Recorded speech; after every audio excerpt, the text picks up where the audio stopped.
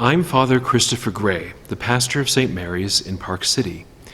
In the middle of January, Dave Brunetti reached out to me and asked if I would make a couple kind of video reflections, homilies for you, students. It's my pleasure to be able to offer a couple thoughts and a couple questions for reflection on some of the Gospels this upcoming Lent.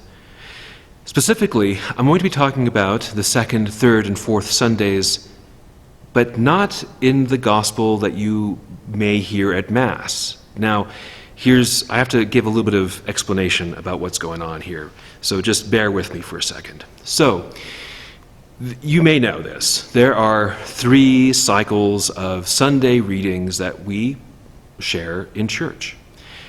There's an A, B, and C cycle. That's just what they're called. This year is the year that we normally read year B. But for those who are going through the process of coming to conversion in the church, these are those who are going through the Rite of Christian Initiation for Adults, RCIA, at these particular moments, we read from year A.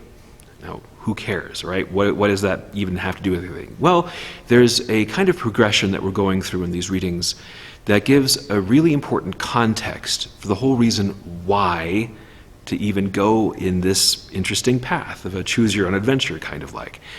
It's because these people are coming close to baptism and the sacraments at Easter. So, in the context of talking with people who are coming to the church, we have these particular readings in their proximate preparation for doing that. And so there's a certain understanding within these readings, and that we'll be talking about, that is really for those who are coming close to making their conversion final and absolute. So, being said, this is the kind of exercise that's usually done with people right in front of me. So I don't know what you need to hear. I don't know how to best help you. I haven't even met you, maybe. Maybe I have, I don't know. But I'm going to try to share a couple things that I think are interesting and a couple questions for reflection to crystallize a couple points I want to make. So, hey, like I said, I'm the pastor of St. Mary's in Park City. If you drive into Park City and you have seen that church that's kind of next to the white barn, it's a pretty one. That's us. That's St. Mary's. And of course, I think it's a great church and you're always welcome. So hey, if you find yourself in Park City on a Sunday, like skiing, I don't know, and maybe you want to go to church at some point, look us up. Maybe the times will all work out and we can see each other, you know? All right, let's get into it. So, for the second Sunday of Lent in year A, and in B, and in C, actually all the years, we hear the story of the Transfiguration, which I'm pretty sure you have just read. So, without needing to repeat it, let's talk about it a little bit. The Transfiguration is one of these watershed moments in that thing which is discipleship. So, the disciples are following Jesus around and living life with him and experiencing the things he wants to show them. And one of those big highlights is this really majestic moment that not just because the glory of God appears, also, some holy people just show up, and also it's on a mountain. The whole thing is meant to evoke something pretty grand going on. And a big part of this is what the response is of these closest friends of Jesus, specifically Peter.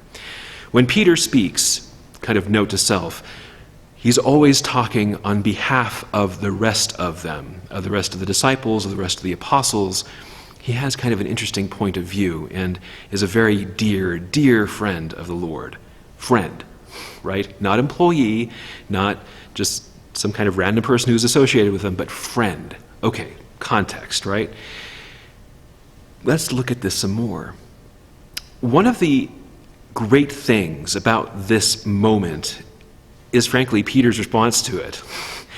When he says, let us build tents, it's kind of like he's saying, this is good. We're good here. We need to take a minute and, this is okay. We're not going to go beyond. What else is going to happen next? That's kind of the feel behind what his words are. So, can you imagine being there on this mountaintop, the glory of the Lord appearing, these holy people from ancient times showing up? It's kind of breathtaking, and frankly, a very normal thing to do, to say, let's stop here for a second, because there's so much going on. Another part of this that's really interesting is how Peter kind of has this progression in his life. So this episode in Matthew's Gospel, for example, that we're reading today, happens pretty late in the Gospel. This is already after a very famous thing that happens a chapter earlier, which is when the Lord says, "Who do you say that I am?" And Peter pipes up and says, "You are the Christ, the Son of the living God." Kind of a big moment. Then Peter says, "You are Peter, and upon this rock I will build my church," etc. Immediately after that, the Lord says to Peter, because Peter says something kind of difficult, "Get behind me, Satan." Look it up. The rest of the story is actually important. From a moment of great jubilation and excitement to a pretty difficult reprimand to, again, a moment of great jubilation and excitement. Peter's life in this is kind of all up and down. In a lot of ways, that's kind of how our lives are with Christ too. So again, think about those people who are coming to the church in this act of publicly making a conversion. These people have had lots of up and downs in their life as well, just as we have had ups and downs in our lives. And not just in general, but also with our relationship with God. We are challenged by God. These are challenging moments. It's not for nothing that this mountaintop experience is one that Peter says, hold on, let's take this in, and please let's not go farther, I'm not ready yet. And also that it's in the midst of lots of interesting undulations with Peter's life with Jesus, his friend. So a great way to think about this episode is, first of all, consider, what are those mountaintop experiences in our lives? There have been, I guarantee you, moments when we've come to a great realization or have seen something spectacular that has affected us in a deep way, and we've had to stop because going on deeper, farther, is maybe a bit too much for us, and we need to hold on for a second. Same thing. Sometimes we get really complacent with just how things are, just the way things are right now. And so even though we may be able to see what next steps look like, we're really hesitant to take those steps because things are great right here. So what are those things in our life right now that are keeping us from actually growing?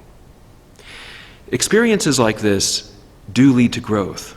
And it's not for nothing that this is such an important mountaintop, literally, experience in the Gospels. The next time that the people around Christ come to a mountaintop is going to be Calvary. It's going to be Christ's own death.